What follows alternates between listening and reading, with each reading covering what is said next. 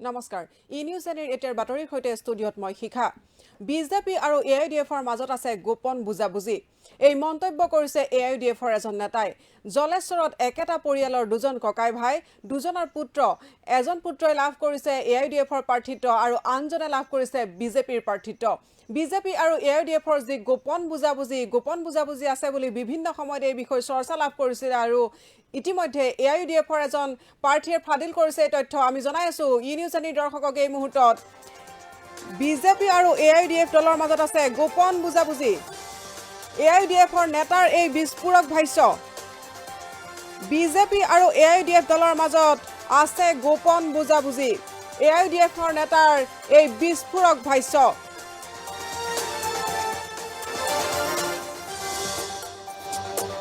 গোৱালপাৰা জিলাৰ জলেশ্বৰ সমষ্টিৰ একেটা পৰিয়ালৰ দুই ভাই ককাইৰ দুই পুত্ৰৰ এজনে লাভ কৰিলে বিজেপিৰ টিকট আনজনে লাভ কৰিছে এআইডিএফৰ টিকট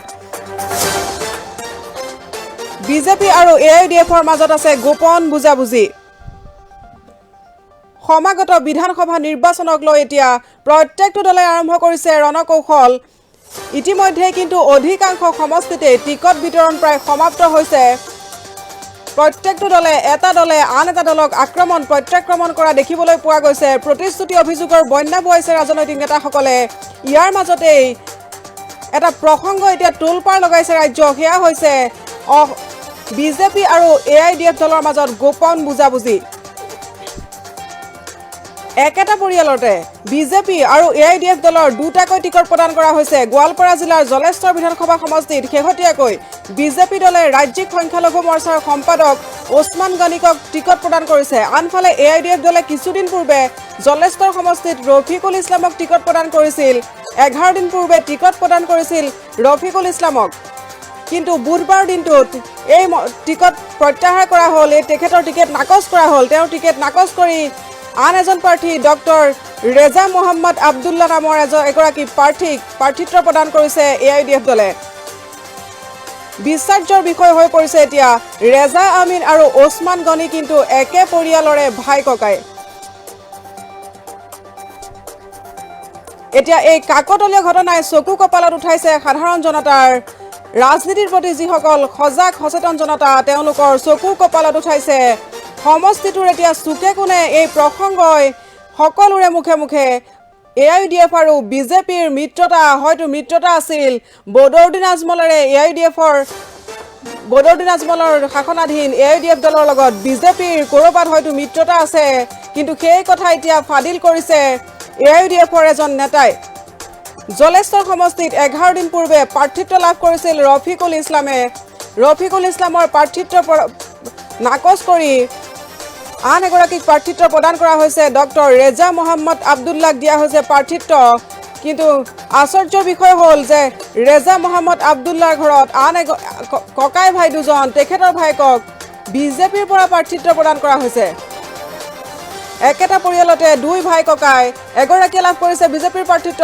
আনগৰাকীয়ে লাভ কৰিছে এআইডিএফৰ প্ৰাৰ্থিত্ব এই কথাই যেন উদঙাই দিছে বিজেপি আৰু এআইডিএফৰ মাজত গোপন মিতিৰালিৰ কথা এআইডিএফৰ প্ৰাৰ্থী ৰফিকুল ইছলামে উল্লেখ কৰিছে বিজেপিৰ লগত গোপন বুজাবুজি নাথাকিলে এয়া কেনেকৈ সম্ভৱ একে পৰিয়ালৰে এগৰাকীক এআইডিএফৰ প্ৰাৰ্থিত্ব আনগৰাকীক বিজেপিৰ প্ৰাৰ্থিত্ব গোপন বুজাবুজি অবিহনে এয়া জানো সম্ভৱ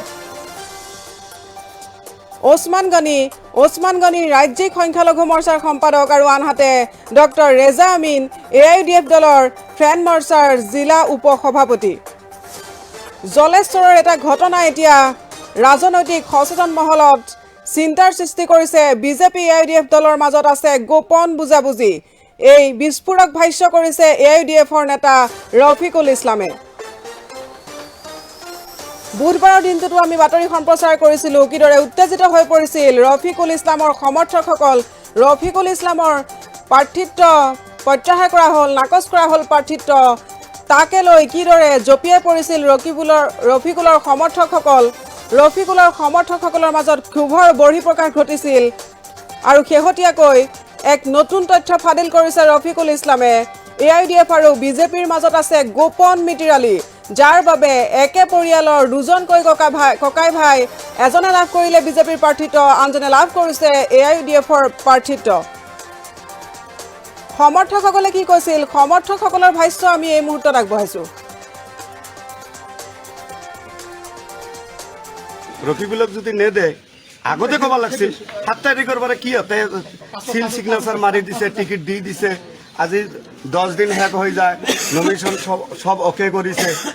কালি রাতে 10টা বাজাত 16 তারিখে রাতে 10টা বাজাত তাই টিকিট ক্যান্সেল করে দেয়। আজি যদি একটা মানুষ অ্যাক্সিডেন্ট হয় গোঠায় বদর দায় হব তার। আর অসমবাসীর রাইজক বদরে দল ঝতে ঝতে দাঁড়াইছে, কাইও ভোট দিবা না লাগে। একদম ভরি ধরি কও অসমের রাইজক যে ভোট দিবা না লাগে। আজি 16 বছরে বেড়া মই এখন দল করি আছো। আমার প্রমাণপত্র লই আমি দল করু, প্রমাণপত্র আছে আমার ওচৰত, এনে নহয়। সেইটো আমাৰ জলেশ্বৰ সমষ্টি মইনুদ্দিনৰ ষ্ট্ৰং ৰুমত মই ডিউটি কৰা মানুহ হয়, কাৰ্ড আছে মোৰ ওচৰত, ডিসি সিগনেচাৰ আছে, সব আছে।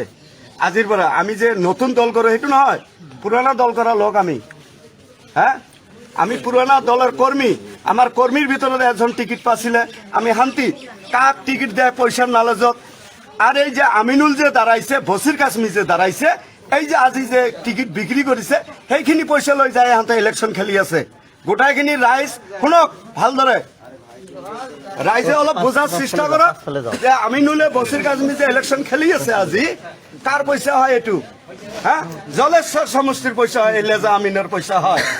কালকে মাটি বিক্রি করছে, কালি রেজা আমিন মাটি বিক্রি করছে গোয়ালপাড়াত 1,60,00,000 টাকা, ঘর বাড়ি সব বিক্রি করছে। কিহর কারণে বিক্রি করছে? তাই তো একটা ডক্টর হয়, MBBS ডক্টর, তার ঘৈণীয়েকে MBBS ডক্টর। হ্যাঁ, তার পয়সা কি কমতি পড়িছে নাকি ঘর বাড়ি বিক্রি করে? তেনেহলে বদর কিমান টকা লৈছে আপোনালোকে ভাবি চাওক একবার। হ্যাঁ, আমাৰ যিটো আমাৰ জলেশ্বৰ সমষ্টিৰ যিটো UDF আৰু বিজেপি যিটো টিকিট দিয়া গৈছে, এইটো এটা ফেমিলিতে দিয়া গৈছে, এটা ফেমিলিৰে মানুহ। তো আমি জলেশ্বৰ সমষ্টিৰ ৰাইজ এতিয়া মানে এটা চিন্তাত পৰি গৈছোঁ, এটা ভাইক UDFত আৰু এটা বিজেপিত আমি এতিয়া কাক ভোট দিম। সেইটো হিচাপত আমি বিজেপিৰ হাইকমাণ্ডক কৈ আছোঁ, অনুৰোধ কৰি আছোঁ যাতে আমাৰ জলেশ্বৰ সমষ্টিৰ টিকিটটো মানে বেলেগ এটা মানুহক দিলে আমি এটা সন্তুষ্ট হম। আমাৰ যিটো আমাৰ জলেশ্বৰ সমষ্টিৰ যিটো প্ৰাৰ্থিত্ব কেন্দ্ৰিক সংঘাতে এতিয়া নতুন ৰূপ লৈছে। শেহতীয়াকৈ জলেশ্বৰত দেখা গৈছে চূড়ান্ত ৰূপ লৈছে প্ৰাৰ্থিত্ব কেন্দ্ৰিক সংঘাতে। ফাদিল হৈছে ন তথ্য। AIUDF নেতাই কৰিছে বিস্ফোৰক ভাষ্য, বিস্ফোৰক মন্তব্য আগবঢ়াইছে AIUDFৰ টিকট বঞ্চিত প্ৰাৰ্থী ৰফিকুল ইছলামে। বিজেপিৰ লগত গোপন মিতিৰালি কৰিছে AIUDFে, যাৰ ফলত জলেশ্বৰত একেটা পৰিয়ালৰ দুজন ভাই ককাই, দুজনৰে এজনে লাভ কৰিছে AIUDFৰ প্ৰাৰ্থিত্ব, আনজনে লাভ কৰিছে বিজেপিৰ প্ৰাৰ্থিত্ব। সংবাদমেল যোগে এই তথ্য ফাদিল কৰিছে AIUDF নেতা ৰফিকুল ইছলামে। ৰফিকুলৰ সেই সংবাদমেলৰ কিছু দৃশ্য আমি আগবঢ়াইছো।